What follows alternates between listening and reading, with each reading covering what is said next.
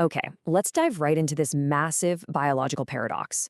Welcome to The Explainer, where today we're exploring exactly why ancient humans never actually needed to exercise. I want you to think about the most shredded, physically capable humans you know. I mean, they probably spend hours in the gym, right? They're tracking their macros, following super strict workout regimens.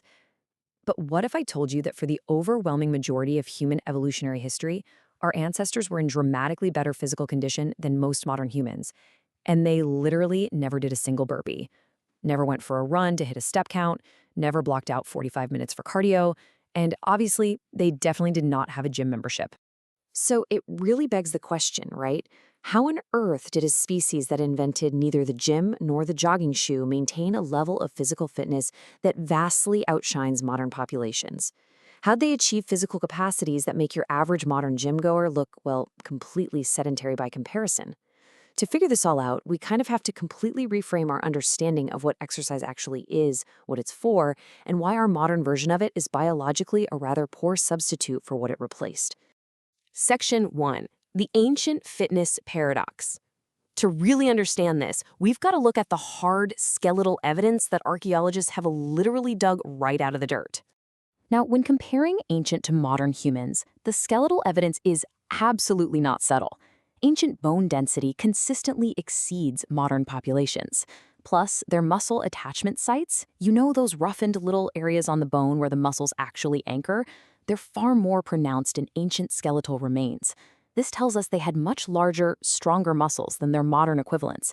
And finally, when you analyze ancient human leg bones, you see biomechanical adaptations and locomotor patterns from sustained, varied physical activity that even highly competitive modern athletes rarely achieve today. And here's the real kicker: these guys weren't ancient Olympians. These were just ordinary, everyday people. Section 2. Exercise versus physical activity.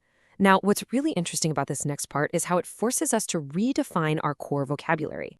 Most people conflate two totally different things, exercise and physical activity. But biologically speaking, they just aren't the same. Modern exercise is deliberate, right? You do it specifically to get fit. It's scheduled, it has a clear beginning and an end, and it creates a spike of acute stress. Crucially, it's totally separate from the rest of your daily life. The commute, the desk work, lounging on the couch, that is not exercise. On the flip side, ancient physical activity was simply what you did with your body to survive. It was continuous, it was moderate, and it was completely unavoidable. Our bodies actually evolved for an environment of continuous physical activity, not a sedentary life, punctuated by short, stressful little exercise sessions. Section 3. The Anatomy of Ancient Movement. So, if they weren't doing sets of heavy bench presses, what exactly did this continuous, evolutionary physical activity actually look like on a daily basis? 15. That is the lower end of the kilometers walked per day by men in the Hadza foraging communities of Tanzania. They represent the closest living analog to our ancestral foraging lifestyle. They're walking roughly 15 to 19 kilometers a day just as a baseline. And the women in these communities, they walk roughly 9 to 12 kilometers a day. These figures aren't exceptional for them at all. That is literally just an ordinary Tuesday. But it wasn't just flat, paved, rhythmically consistent suburban walking. The variety of their movement was just massive. Picture this mini narrative of the ancient commute. They moved over unpaved, wildly varied terrain, slopes, loose dirt, dense brush. That demands serious balance and proprioception. They were constantly squatting down to examine tracks, climbing up to get elevated resources, crouching, reaching overhead, and carrying heavy loads like water, food, and kids. They were utilizing the full three-dimensional, constantly varying movement vocabulary of the human musculoskeletal system. Dodging branches, balancing loads, they weren't just moving forward on a flat treadmill. They were recruiting stabilizing muscles constantly.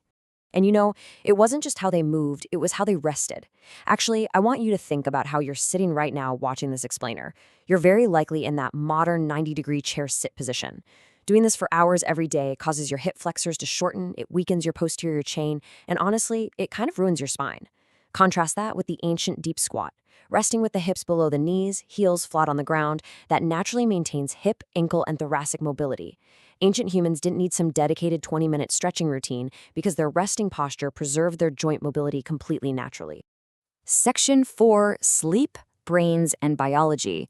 So the crucial point is that this wasn't just about building strong muscles and bones. The ripple effects go much deeper. Consider mitochondrial biogenesis. Sounds fancy, but it's really just the production of new mitochondria in your muscle cells, and it is the absolute foundation of metabolic health and insulin sensitivity. And here's the secret. The primary biological signal that tells your body to maintain cardiovascular health and create those new mitochondria, it isn't a heart-pounding, lung-burning sprint. Nope, it's chronic, low to moderate activity. That is the exact signal ancient humans received continuously all day long. And man, it gets even more fascinating when we look at the brain. Have you heard of BDNF? It stands for brain-derived neurotrophic factor. Researchers literally call it miracle grow for the brain. It promotes neurogenesis, which is the creation of new brain cells, specifically in the hippocampus, which is critical for learning and memory. Ancient humans were continuously releasing BDNF throughout their active days. They got this continuous neurotrophic support for spatial navigation and memory. Today, our chronic sitting completely breaks this cycle, dramatically lowering BDNF and spiking the risk of cognitive aging and dementia. Then, of course, there's sleep. The physiological state of a body entering sleep after a whole day of continuous moderate activity is completely different from a body that just sat at a desk all day. Continuous movement leads to deep, slow-wave sleep. That is exactly when your body secretes growth hormone for deep tissue repair, muscle protein synthesis, and bone remodeling. It's this beautiful bidirectional relationship, right? Activity promotes deep sleep, and deep sleep repairs the body from the activity. Modern life, with our artificial screens and sedentary days, totally ruins both sides of that loop. We also have to mention childhood, because this foundation starts super early. Ancient childhood was defined by free, unstructured outdoor play, running, climbing, jumping around. And this is absolutely critical. The physical loading that bones receive during childhood actually establishes adult bone geometry permanently. It sets lifelong cardiovascular baselines and develops complex neuromuscular coordination. Today, our unprecedented screen-based inactivity is producing skeletal and metabolic profiles in kids that would have been downright shocking to ancient populations. Section 5, the modern gym problem. And this brilliantly illustrates how all this biological evidence comes together. Once you understand the biology of ancient movement, the modern gym begins to look like, well, kind of like a compensatory fix, a Band-Aid. The modern cycle is drastically different from our ancestors. First, we sit at a desk for 8 solid hours. Then we hit the gym and put our bodies through 1 hour of intense, acute exercise stress. After that, we spend the rest of the day sedentary again, completely missing the continuous maintenance signals our biology is desperately expecting. Now, don't get me wrong here. The gym provides incredibly valuable acute adaptations, like strength gains and cardiovascular spikes. But it is fundamentally an imperfect attempt to replace a missing continuous background signal. And metabolic health outcomes prove exactly why this matters. A completely sedentary person is obviously the worst off. But surprisingly, someone who sits all day and hits the gym actually has worse insulin sensitivity and lipid profiles than someone with high, continuous, non-exercise activity. The person who is just standing, fidgeting, walking around, and carrying things all day, even without a formal gym session, often has vastly better overall metabolic health. Which leads us to a harsh but super vital truth. 1 hour of exercise simply does not compensate for 8 hours of sitting. The physiological stress of a hard workout is different in kind, not just in quantity, from the continuous, moderate movement our bodies evolved to expect.